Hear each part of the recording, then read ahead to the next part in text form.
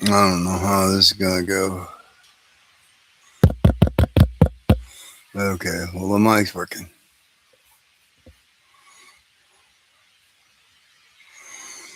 Make it refocus here.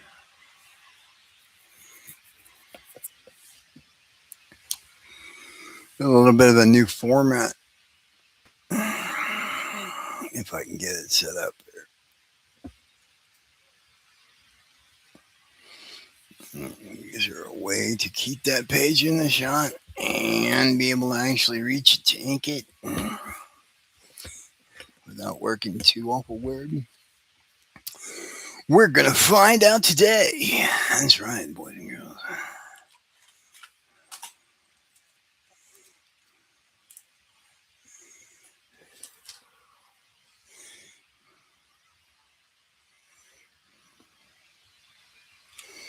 Okay.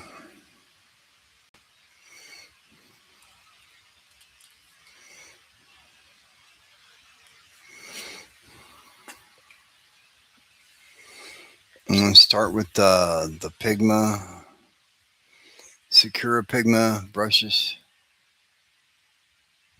You find these just come in packs of 3. But the fine brush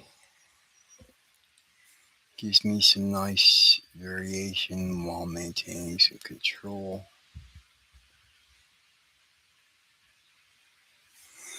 Or at least it would if this one wasn't dried out. So, what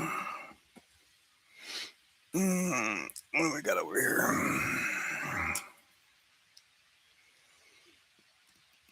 I can I never know which one of these I have because the only writing on them is in a language that I don't read.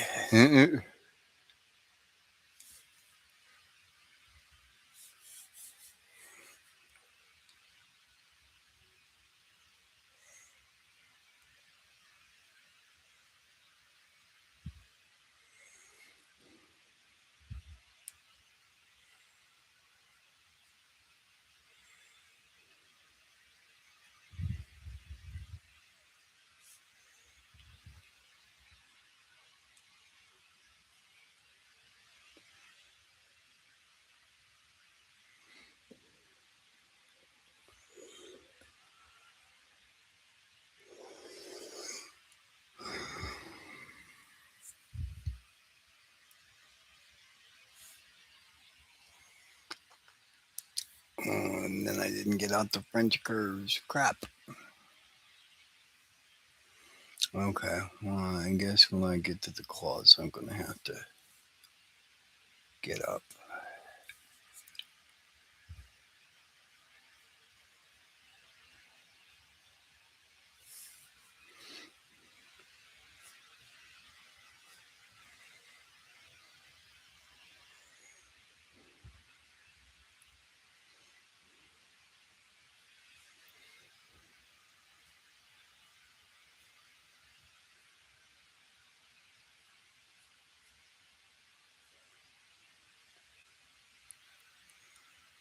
Pencils on this, by the way, are Netho Diaz.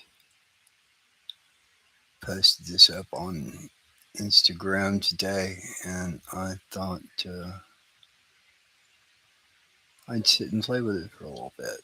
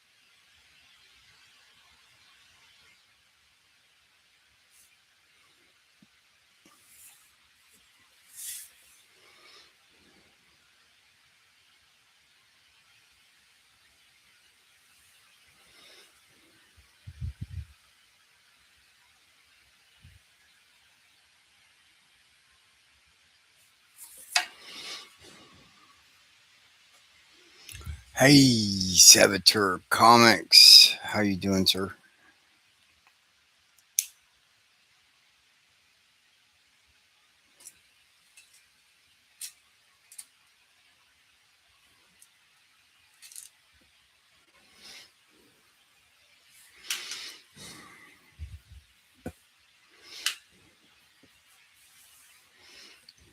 Do I ink at 100% cyan on pages?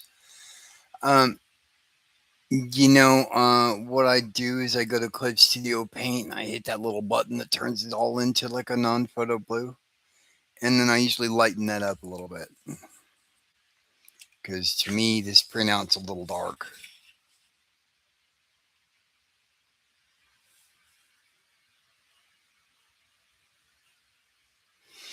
But that's okay. You want to be able to see it clearly. And we can.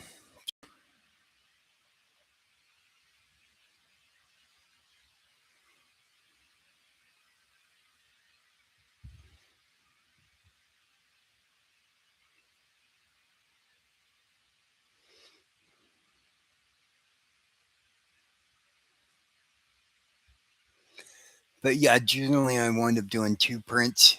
I do two printouts. Uh, Usually the first one I do winds up being a little too dark.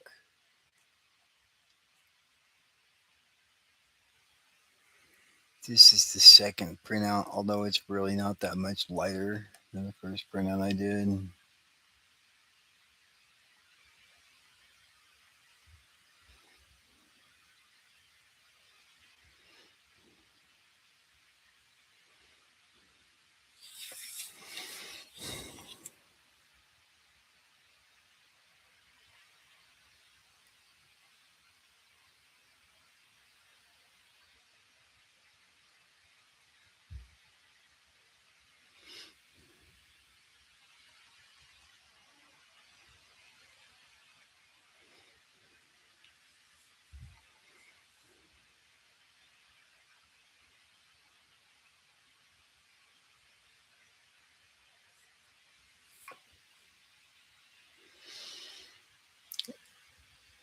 Oh, let's hope I don't ruin this too bad. Roland Katsuragi. Katsuragi. Oh man, I'm butchering that bad.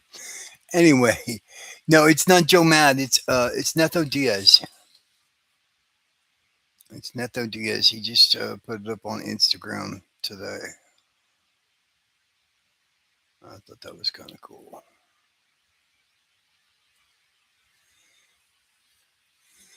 Started using the 500 series. You have to reuse the pages. All this stuff that I do for my YouTube videos is usually just cardstock. I have broken out some Eon paper once or twice before my move, but right now it's so misplaced. There's no way I could even begin to tell you where it's at.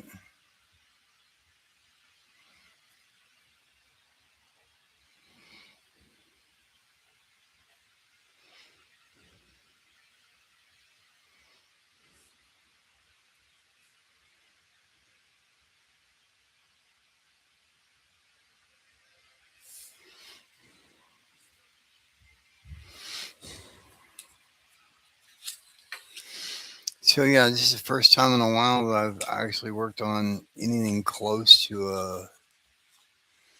It's not a drawing table, but it sits on the tabletop and basically does the same job.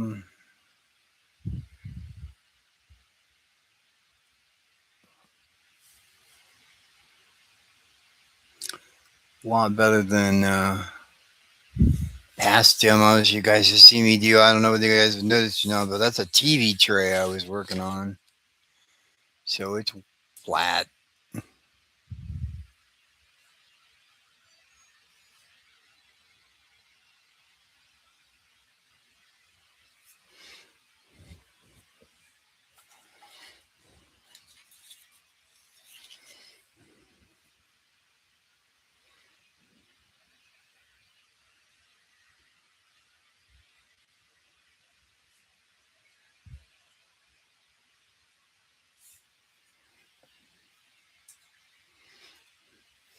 He's the second person to ask, is that Joe Madden? No, not Joe Madden. It is Neto Diaz. He's doing a great job, though. I dig his stuff. So when he posted this on Instagram, and I saw it earlier today, I was like, okay, I'm gonna print that out and mess with it.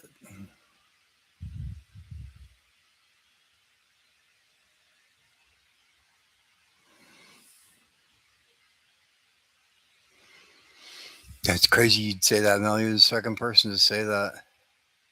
Like, is that Joe Madden? No, not Joe Madden.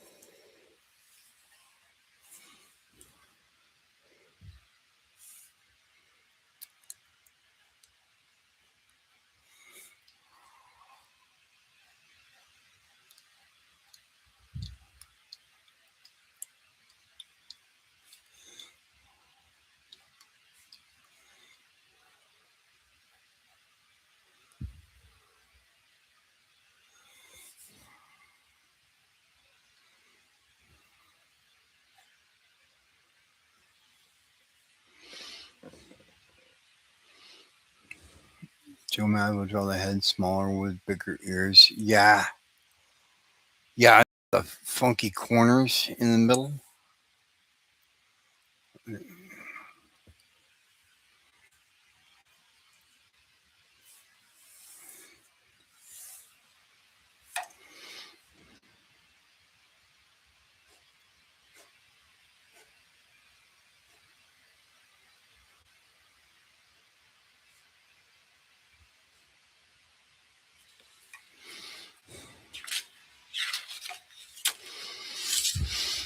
Joe Madden stuff's cool, but I like to see it better in pencil.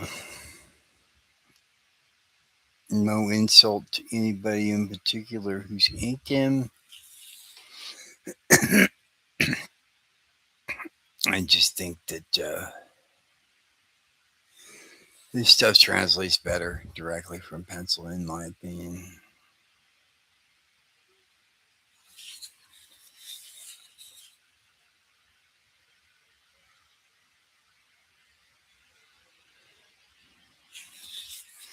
Now, that doesn't mean I want to see them color the pencils like I've seen them do before. I'm really not a fan of that either. But,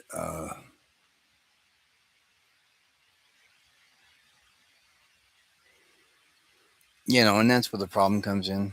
They're not going to do the book the way I'd like to see it because I'd just see it black away from the pencils. You wouldn't even need to color for me. Okay, that's good enough. Maybe throw down some gray tones or something.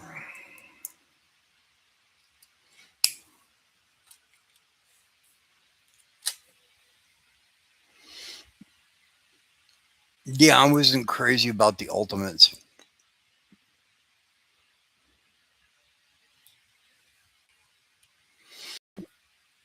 It was pretty good as far as the old color over the pencil thing, but it's still really not what I like to see.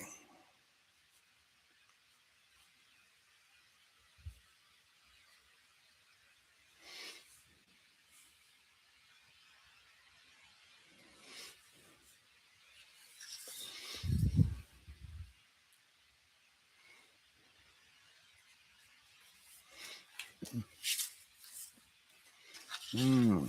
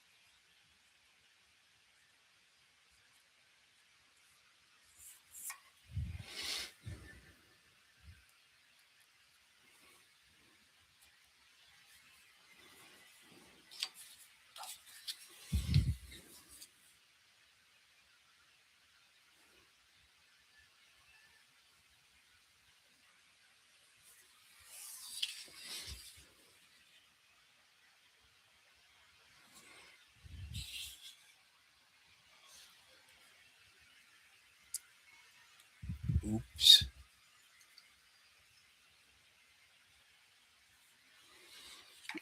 It's okay. They're then nice and chunky anyway, so happy accidents.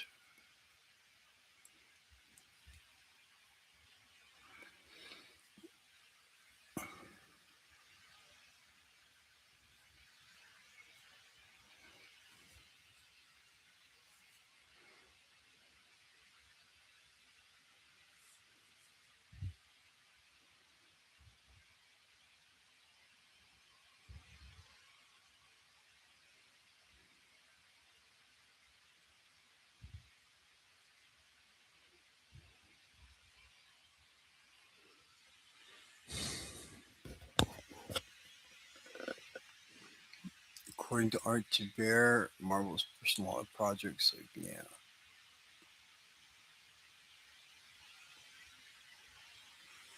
Yeah, see if they could undercut anchors. Yeah,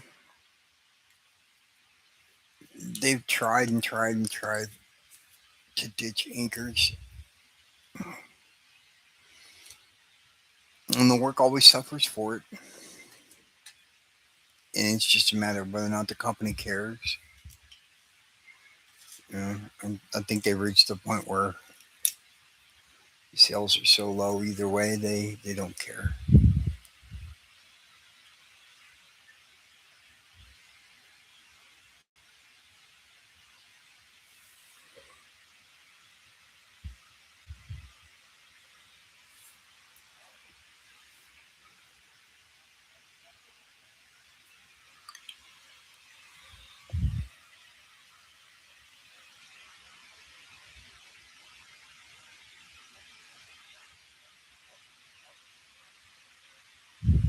There are still some folks using anchors.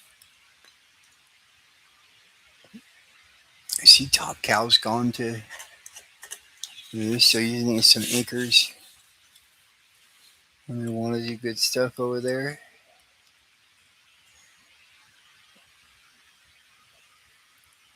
Because Mark sees the distinction. He knows.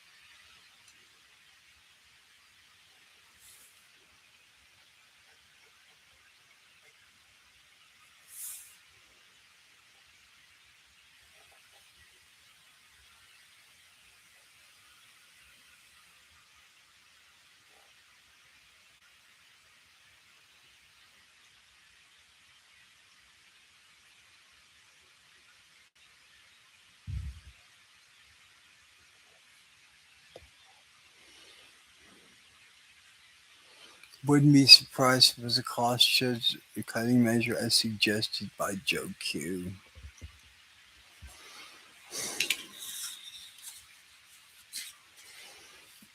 I don't know.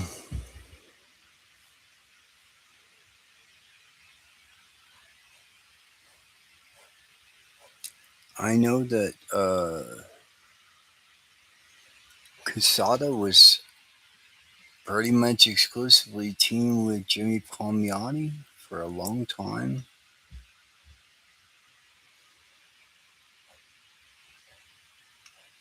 And then when he began to experiment with other anchors doing his stuff, he would usually tap Danny Mickey for that. And then since then, what I've seen looks like mainly him doing his own inks digitally in Clip Studio Paint or Photoshop or something like that. Probably just for the sake of expedience. You get a lot of guys that'll do basically like a layout and then just come right in and finish with the ink. Technically, that was also the case. Camelot 3000.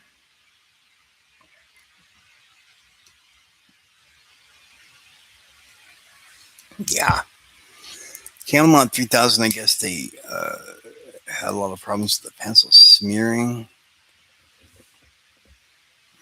That's what I heard. Something to that effect. Lots of problems with smeary pencils.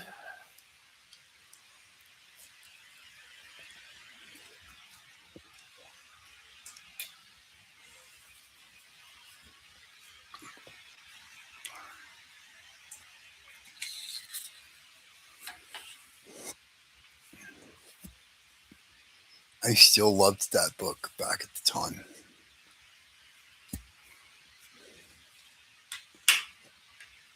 Camelot 3000 was pretty cool back when it was coming out, especially when Terry Austin started taking over the inks. I don't know, around issue 6 or something, I think it was.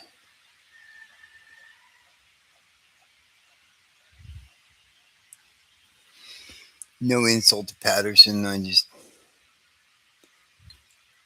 think that Terry was doing a little better interpretation of what Bolton was trying to put down.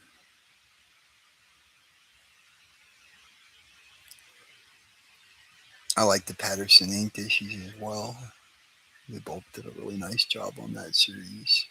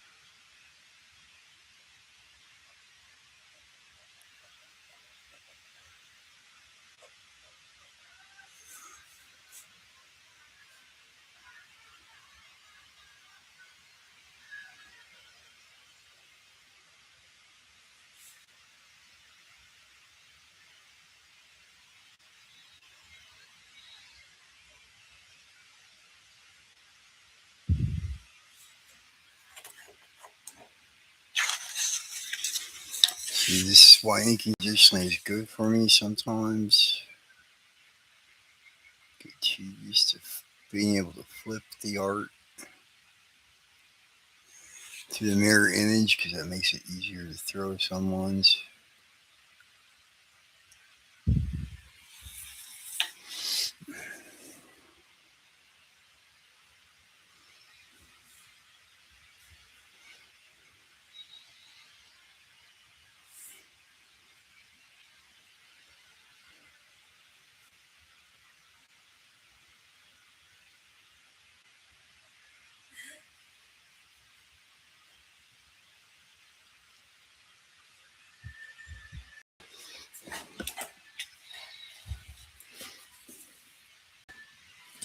Printing a book straight to pencils sounds like something Neil Adams would have tried at the time.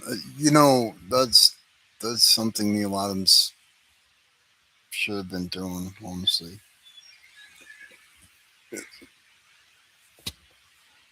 I can really only think of, well, hell. Uh, let's put it this way. If you've got Neil Adams drawing something for you, if you had Neil Adams drawing something for you and he's not going to ink it himself, and you don't have Dick Giordano or Tom Palmer in hand, you could have a real problem.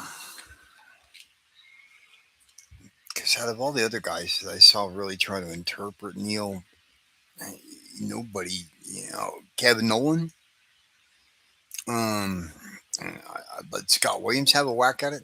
I think he'd do a nice job. Uh, but a lot of people, it really just did not work. They tried and tried and tried, could not eat Neil.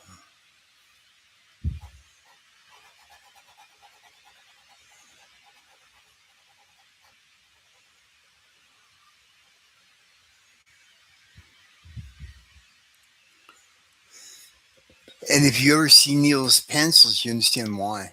He does a lot of side of the pencil stuff and things like this that are a shorthand for him to come in and ink. And he knows what he should do right there. But for another inker to be able to interpret that, you need somebody with a lot of experience that's really, really, really paying attention to what you're putting down.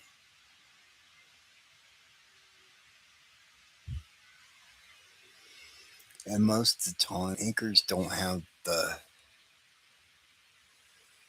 luxury of being able to take the time and show that kind of love.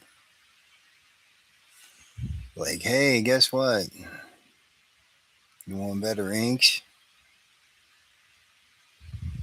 Turn your pencils in on time.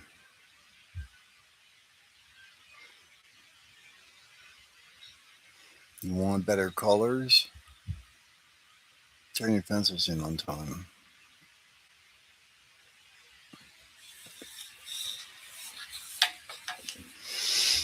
Because those are the things that suffer.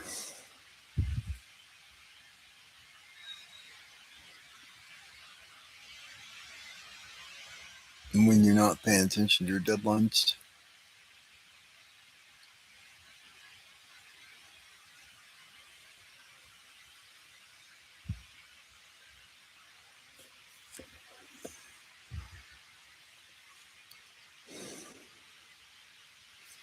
what about Neo's team of inking foot soldiers, the crusty bunkers? I,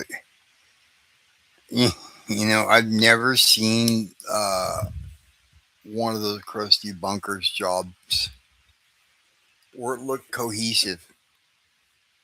And the whole idea about doing a studio like that, and I'm pretty sure I understand what Adams is trying to do. He's trying to put together a studio like they've got, like in Hong Kong. You've got one guy that comes and does the pencil layout, and then you've got a team of inkers, and you got like one guy that does all the hair in the entire issue, one guy that does all the wrinkles in clothing, one guy that does all the special effects. But this is in Hong Kong, and you can't get people to work for cheap, cheap, cheap like that here.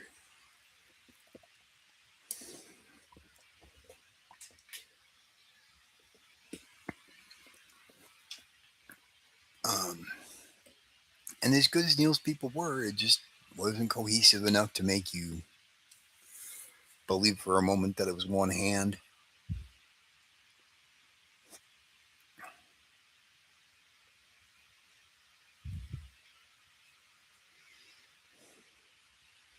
Hey, for example, if you look at, I think it's Uncanny X Men, I want to say it was 267 or something like that, where Homage Studios at the time, Jim Wills Portacio and Scott Williams uh, all kicked out an issue of Uncanny in like 9 days, something like that. And the most amazing part of it to me is that uh, they create they create a whole new artist altogether. It doesn't look like Jim, it doesn't look like Wills. It's an amalgamation, and they do a real good job of creating this other artist that's not quite either one of them.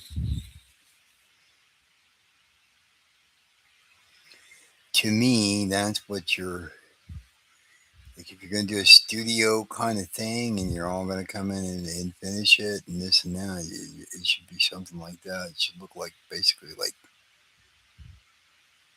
one or two hands. It shouldn't look like somebody different inking every page. And that's what a lot of those continuity books look like. Let's face it.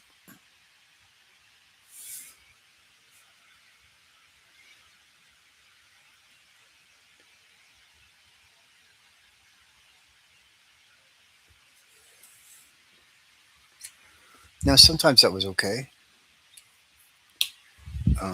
but in terms of publishing consistency, not really what publishers are looking for in my experience.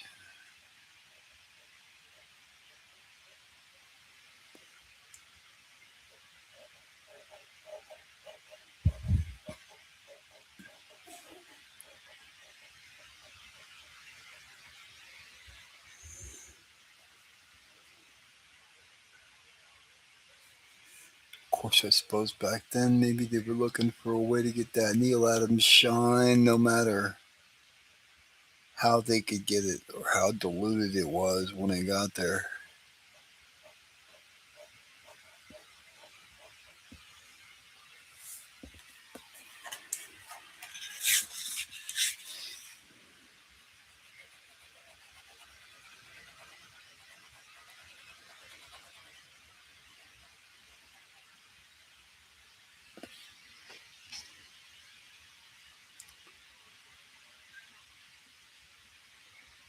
Jim developed a lot of bad habits as a result of working on that issue of Uncanny.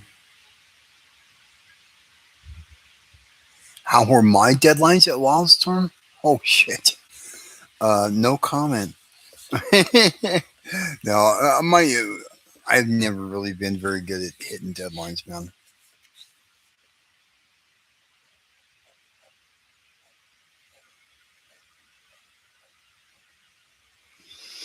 But at Wildstorm, the deadline was not the only priority. Um, and very often, yeah, if you were working on an issue and you were doing a nice job, rather than have you rush through the pages, they would rather farm some out to somebody else, in my experience, which isn't ideal either. You know, you'd like to have the whole book be by you, and of course, you know, you don't want to miss the money either. But in my experience as an inker, when you can, when it comes down to it, if it comes down to a choice between hacking and blowing a deadline,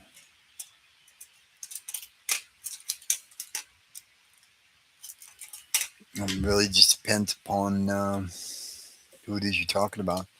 If it's somebody that's really important, then you hit that deadline. That client might pick you up again, and hopefully they'll understand if it looks a little less than your best. But overall, you don't want to play the role of the fireman too often, because at the end of the day, nobody remembers, like, oh, well, that book looked bad because so and so was late, or because such and such was sick, or oh, that was the year the hurricane hit the island and they were without power for 4 weeks, or whatever. Nobody remembers that shit. They just look at the book and they go, "What the hell happened here? This looks like complete trash," and that's what they remember.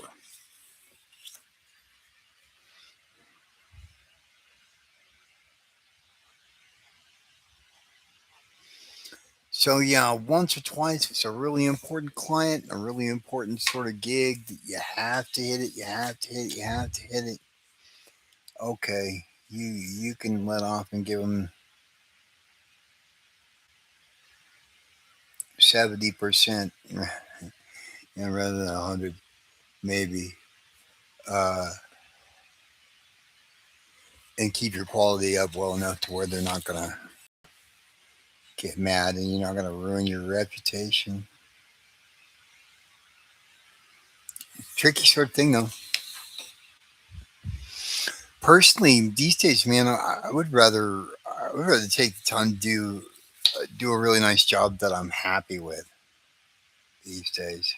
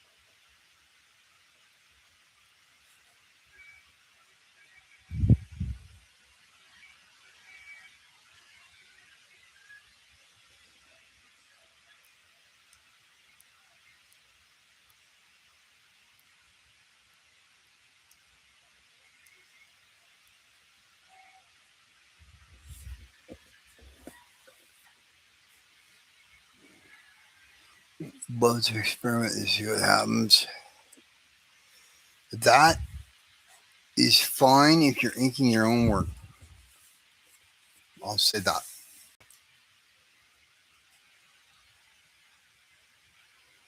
If you're inking your own work, then you can pretty much do whatever twirls your beanie. As long as your editor's okay with it, you're in the clear.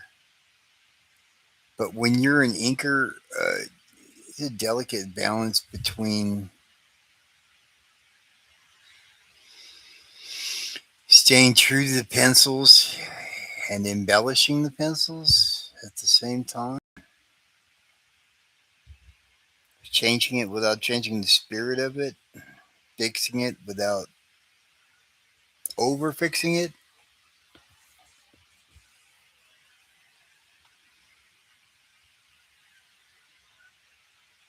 When you're trying to work professionally, um, you have to concern yourself with a lot of that. 'Cause I've had times where I thought I was doing a really good job, and other inkers looked at what I was doing and they went, I don't know why the penciler wants you off. I know why the penciler wants you off this because he's a picky asshole. Um, and often that's what you get. And that's just one of the hazards of the gig. And they don't have to have a good reason why they don't like it. They can just decide they don't like it one day, and the editor calls you with bad news.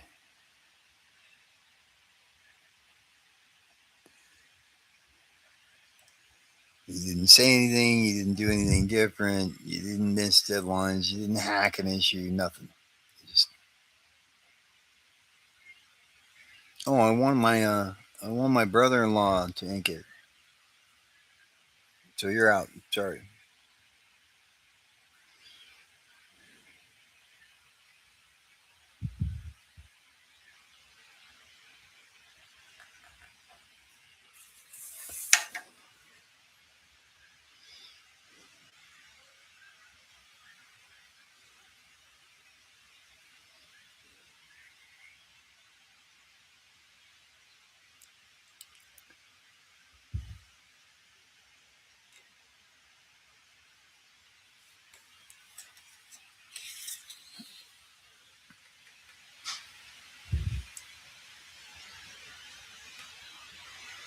Inking embellishments like DC did over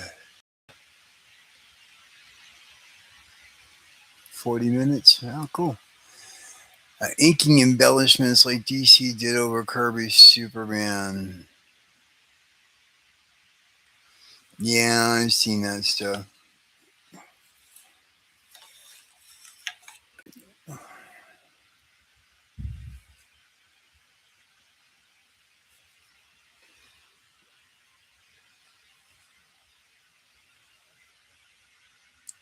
trying to figure out what to say without alienating a bunch of people.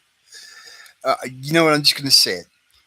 After the Fantastic Four uh, and the New World stuff at DC, Kirby was not the same Kirby. Um, so at that point, you might not want to stick to his pencils quite so religiously. You know, they have a certain look that they're trying to do so that they can sell Superman on Slurpee cups and T-shirts and all this shit, and they expect somebody to, you know, hey, Kirby needs a score. He worked in animation. You got to keep the characters on model, and if you don't keep the characters on model, they're going to come feel free to come in and tinker with it to make sure that it's on model. He knew that. That's how these things work. You know, you go to work for Disney, they don't want to see your interpretation of Mickey Mouse. They want you to nail that style and do it the way they do it. And that's kind of the way the UCU felt about it back then at that time, from what I've gathered.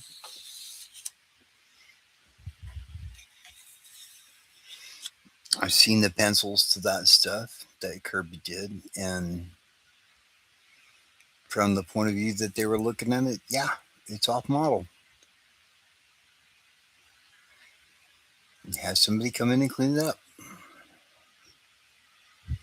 It's just what you did. Now everybody looks at it like, oh, you changed his precious vision. Well, wasn't his precious vision, was it? It's DC's precious vision. And he blew it. So they got to fix it. What are you going to do?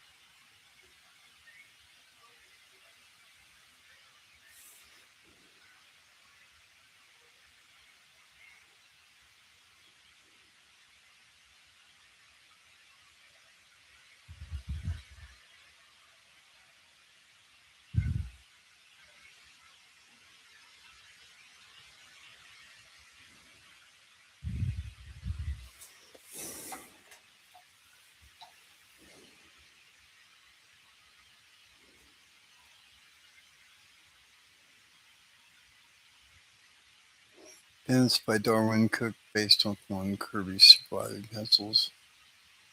That's got to correct Kirby's Superman. I don't know.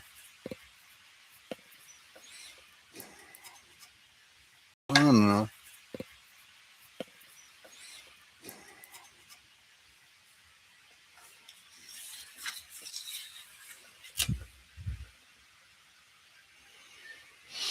It's all Monday morning quarterbacking at this point.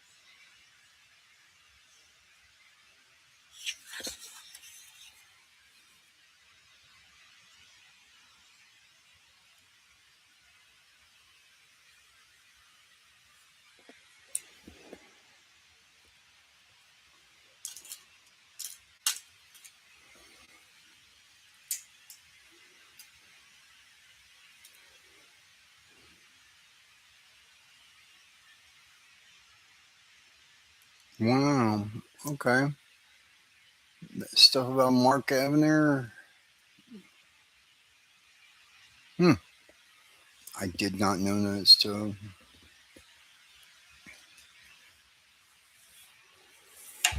Happens to all of us at some point or another.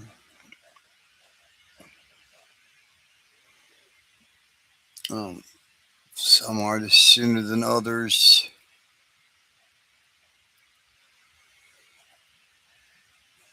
You know, to my eye, anyway. Neil Adams was well into his 70s anyway before I started to see any sort of cracks in the armor whatsoever. It was just like, oh my, he is just as godlike as he ever was, maybe more. Um, and then I began to see it, and I'm like, oh, look at that. He is mortal. Look at that.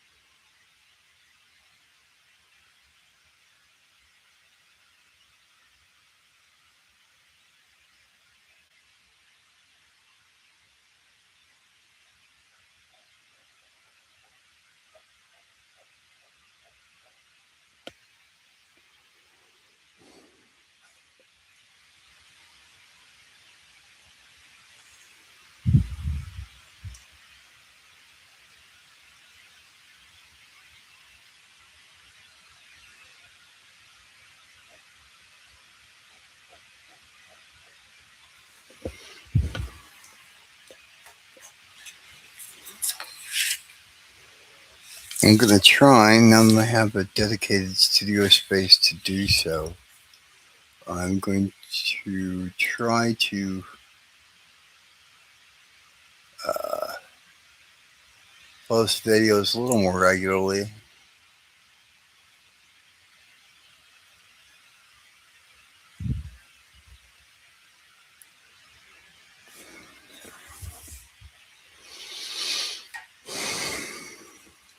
Somebody suggested I should do a series on inking tips, things like that.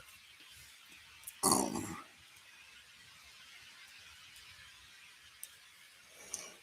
I've been thinking about some of that.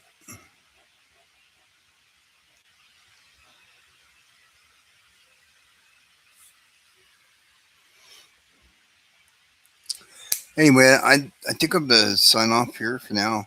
Um, this still got quite a bit to go. I'm not going to finish it here at the moment. But I did want to try out the new studio setup. Been a little while since I streamed, so you guys can take a look and see where it's at.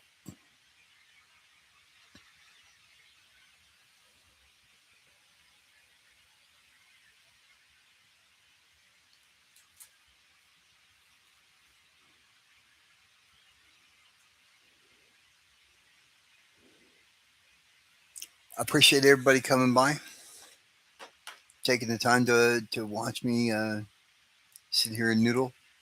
Hopefully, we'll do this a lot more often. You know. Thanks for joining me, and we'll talk to you soon. Okay. All right. Bye.